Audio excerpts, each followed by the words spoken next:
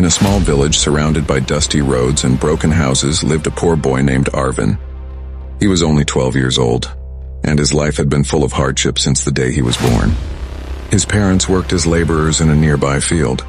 They earned very little, sometimes not enough to buy food. Arvin wore torn clothes and patched shoes. Still, he never complained. He always believed one day something good would happen to him. Every morning, Arvin would wake up before sunrise and walk far from the village to collect firewood. He would sell it in the market and earn a few coins. Most of the time, he spent those coins buying bread for his family. He never kept anything for himself. He dreamed of going to school, learning new things, and becoming someone respected. But dreams were hard when survival was difficult. One afternoon, after selling firewood, Arvin was returning home.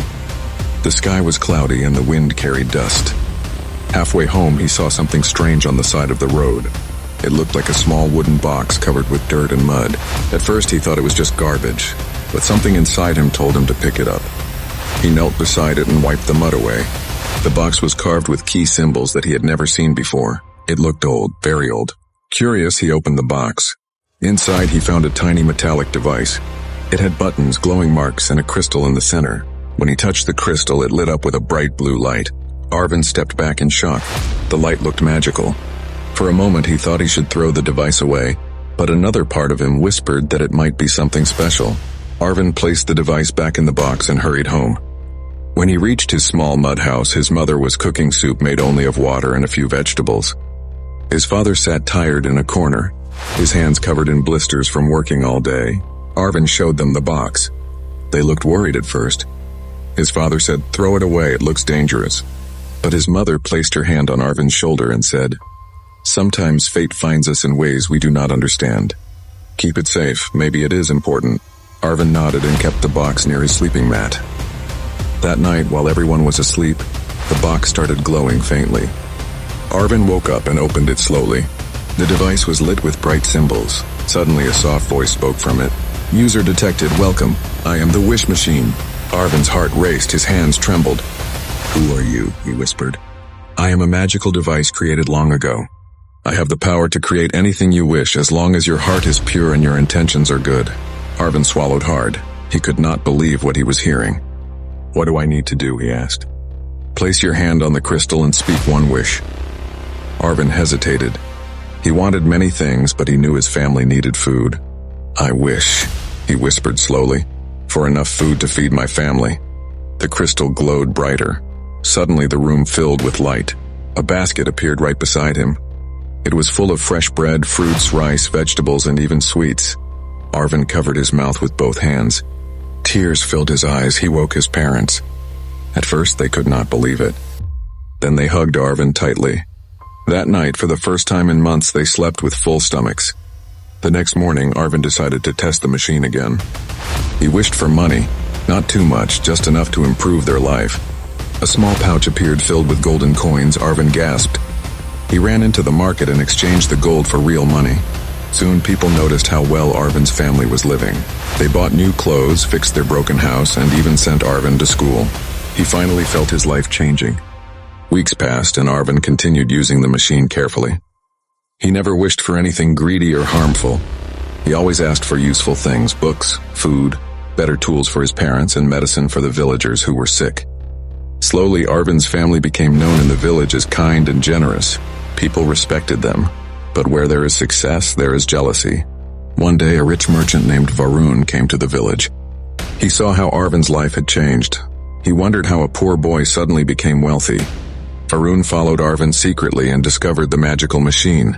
The next night, while everyone was asleep, Varun sneaked into Arvin's house and stole the box. When Arvin woke up, the machine was gone. He felt like his heart had stopped. He ran outside searching everywhere, but the box was nowhere. Finally, someone told him they saw Varun leaving the village during the night. Arvin didn't waste time. He packed food and ran toward the road that led to the city. His legs hurt, but he kept going. After hours of walking, he reached a large mansion. Guards stood at the gate. Arvin tried to enter, but the guard stopped him. "This place belongs to Master Varun. You cannot enter," Arvin shouted. "He stole something from me. I want it back." The guards laughed and pushed him away. Arvin sat near a wall, tears rolling down his face. Suddenly, the voice of the machine echoed in his memory. If your heart is pure, your courage will guide you. Arvin stood up. He walked quietly around the mansion and found a small hole in the fence. He squeezed through and entered the backyard. There was a window open. Arvin climbed inside. Inside, he found Varun pressing random buttons on the machine. The device blinked red. Warning. Wrong usage, Varun shouted, frustrated. Why won't you work? Give me diamonds, give me gold. The machine replied, your heart is full of greed. I cannot help you. Varun became angry and hit the machine. Sparks flashed. Smoke rose from it. Arvin rushed forward. Stop. You will break it. Varun turned and grabbed Arvin by his shirt. This machine belongs to me now. Leave or I will throw you out, Arvin shouted. It does not work for greedy people. You cannot force magic, Varun laughed angrily. Then I will destroy it so no one can have it. He lifted the machine to throw it, but Arvin pushed him.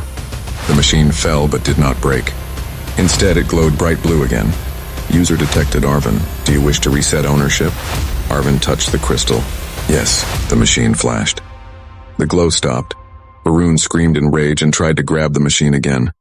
But suddenly the machine levitated and spoke. Greed brings darkness. A burst of light surrounded Varun. When it faded, he had turned into a harmless clay statue. Arvin stared in shock. The machine lowered gently into his hands. He whispered, "Thank you." The machine replied, "It is time for your final decision." Arvin frowned. "What decision?" "You have two choices. Keep using me and continue gaining wealth, or return me to the secret place where you found me. If you return me, your life will remain comfortable but normal. The world will stay balanced," Arvin thought deeply. He remembered his hungry nights, his parents' struggles, and his dream to study. He also remembered the greed he saw in Varun. Arvin finally nodded. "I choose to return you." The machine glowed warmly and spoke, "Your heart has chosen wisdom." Arvin carried the machine back to the dusty road where he first found it. The ground opened silently and the box descended inside. The earth closed without leaving a trace. That night, when Arvin slept, he had a dream. The machine appeared and said, "Your kindness, courage, and honesty have earned you a blessed life. From now on, every effort you make will be rewarded in natural ways." When Arvin woke up, everything felt normal yet peaceful. Years passed. Arvin completed his studies and became an inventor. He built machines that helped farmers, machines that gave clean water, and machines that made life easier. People across the country knew his name. He became rich, respected, and loved. But he never forgot the lesson the magical machine taught him. Real success comes not from magic, but from kindness, effort, and a pure heart. And so the poor boy who once had nothing became a great man. Not because of a magical machine, but because he chose the right path when it mattered most.